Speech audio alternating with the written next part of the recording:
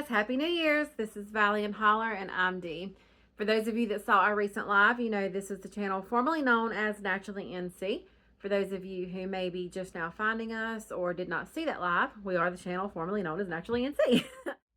So we figured what better way to kick off our first video for 2025 than to do it right here on New Year's Day. Want to go over some New Year's traditions with you. Chris and I don't really follow any traditions, so to speak, for January 1st. I know a lot of you guys probably have some things that were passed down maybe through your family's generations, or maybe some cultural things that you do to honor the first. I know regionally here in the Southeast, it's pretty common for folks to do the collard greens and black-eyed peas on New Year's Day. We don't really do any of that. For us, New Year's Day tradition looks like garden planting. So that's what we're going to talk about today. We're going to talk about what it looks like when I sit down on New Year's Day to start prepping for the spring garden. Chris and I have talked about it several times over the years that next year's garden starts with what you're doing right now. We were digging something out of the garden back in the fall, and I looked at him and made the comment that, well, you know, we're putting the garden to bed now, so that means next year's garden starts right now. Everything that you do now is either mentally or physically preparing for what's going to happen in the next season, the next gardening season. For us, that kind of kicks off in December. When these seed catalogs start coming in December, I go through what I've got on hand for the previous year and go ahead and ditch everything. So by yesterday, I think all of my 2024 seed catalogs had already been trashed, so that I can start 2025 new with what's coming in now, because I will still get seed catalogs up until about February or March. Now, before I even sit down to thumb through these seed catalogs today, the first thing I'm going to do is take inventory of my seeds. So I actually store my seeds in one of these photo boxes. I picked this up from Michael's like maybe 3 or 4 years ago. It was a sale item here in the US in January, and then again in like August when it's back to school time. It's pretty common for organization to be a big thing in all aspects of the home. So those are great times to go and find storage containers like this that you can use in home and garden both. For me, I chose to go this route after a suggestion of somebody else that I had seen on YouTube in previous years that was using this. I used to actually store my seeds in a shoebox. I also have done seeds in Ziploc bags like this. I have used tins like this. But I kind of got to the point where I had a whole lot more seeds than what made sense for me to keep in a shoebox, which is when I decided to take this other YouTuber's recommendation and invest in one of these photo boxes. I actually have two. I have one that I use for just my vegetable garden stuff, and then the other one is for flowers and herbs. One of the things that's really nice about this is I was able to write on the front of each one of these individual cartridges what was in it. And then when it comes time to go in the garden, I can actually just pick this one thing up, and I don't have to worry about losing seeds or my packet getting damp because maybe the ground wasn't completely dry.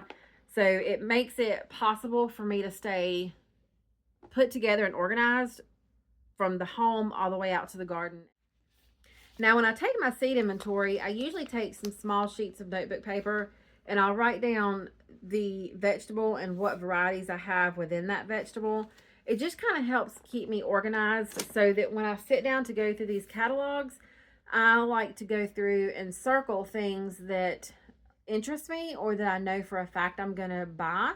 If I know what I have on hand, then I won't end up circling Cherokee Purple in every single one of my catalogs because I know I've already got 4 packets on hand. So it just kind of helps keep me a little more intentional about thumbing through these magazines and picking out things that I want for the spring season. Aside from starting my day with the seed inventory, there's no real particular order that I like to do these things in. I do always start off with the seed inventory though, again, because I need to be intentional about what I'm circling in these magazines. Otherwise, I will spend way more money than I need to on seeds that I don't really need whenever I have, and I know that's blasphemous to say, when I have a whole lot of that same thing on hand already. I only have so much room. We're here on an acre. I can only plant so much here. So I have to be very intentional when I'm going through those seed catalogs, which is why I always make the inventory the first thing. One of the other things that I like to do on January 1st when I'm sitting down to plan everything out for the year is to look at some of my resource books. I have 2 books in particular that I have my hands on all year long. Out of all the books that are in my home, both fiction, nonfiction, resource, other than the Bible, this is probably the book that I have my hands on the most often. This is a month-to-month gardening guide that is specific to North and South Carolina. I have seen a version of this for Georgia and I want to say Mississippi maybe. So I know they have these for other states as well. Something comparable to this. It may not be by these same folks, but it is comparable to this. And this is an older version. There is a newer one out there that I have actually purchased for somebody else. This is a hugely valuable resource. This book is actually broken down into different categories of things that you may have growing in your yard. So trees, grasses, roses, vegetables, so on and so forth. And within each category, you're going to have each month of the year, and it will tell you things that you need to know about planting and planting, watering, pest control, pruning, harvesting, all the above. All the little tips and tricks that you might need to know that are relevant for that month that you're in or the month that you're going into. So if you get no other resource book, find you something like this to keep on hand. You will thank yourself for it later. The other book that I have that I use a lot throughout the year is another book that's specific to North Carolina. And again, they do have these for other states as well. This one actually is broken down by the individual plant. So I think this one only covers vegetables and fruits. I don't think it goes into trees or shrubs or anything. I want to say it's just vegetables and fruits. But as you can see, I have used tabs for the things that I use the most often. It just kind of gives you a reminder of things like the conditions that certain plants prefer to grow in. Spacing, it helps remind you of how far apart you need to plant certain things and what their water needs and fertilizer needs are going to look like. Tells you when to prune, when to plant, when to harvest, all the above. It also recommends varieties that are good for your area. We don't always go by the varieties that are mentioned in here just because after 20 years of doing this, we have learned that there's certain things that grow great for us and that we prefer over some of the other varieties that's listed. Some of the things that's listed in here we do already grow in. The other thing that I like to do is to put pen to paper and draw out a map of what I want my garden to look like. This is not to scale. This is just on a regular sheet of notebook paper. Basically, I am, at this point when I sit down to do this, I already have a really good idea of the things that I'm going to grow. And that doesn't really change a whole lot for us from year to year. Some years I may not need to grow as much of something because I had overabundance the previous year. But as far as the things that we're putting in the garden, it's pretty much going to be the same every season. It's just a matter of deciding where in the garden I want it to go this year. If you're somebody who does crop rotation, and I try to within the limited space that I have, this will be helpful because you can refer back to it for next season. You can look back at what you did this year and say, okay, well, I planted such and such here, so I probably needed to move it to this other place for the coming year. I will go ahead and tell you, not to discourage you, but your garden's never going to look like it does here on paper. In theory, it should, and in your head, it will. But when it comes to practice, there's so many factors that you can't control, such as weather and pests and the neighbor's dogs running through the yard and through your garden, that it's not ever going to look 100% like it does on here. This is mostly just to give you an idea of what you want to plant and where you want it to go. So if you're new to North Carolina and that's how you found this video, or if you're just a new gardener in general and that's how you found this video, there's 2 things that I would recommend that you do. First of all, I think you should join a Facebook group or some other online forum that is specific to the area that you live in. I know for us here in North Carolina, there's a lot of really good North Carolina specific gardening and homesteading and farming groups. There's a lot of seasoned gardeners and farmers out there that are happy to get on these online forums and talk with you about things that has worked well for them and things that did not. There's also going to be a lot of really stupid advice out there. So do use a little discernment when you're talking to these folks. If something sounds crazy or too good to be true, or you're questioning somebody's theories on something, talk to somebody else, Google it, refer to some of these resource books that you've had.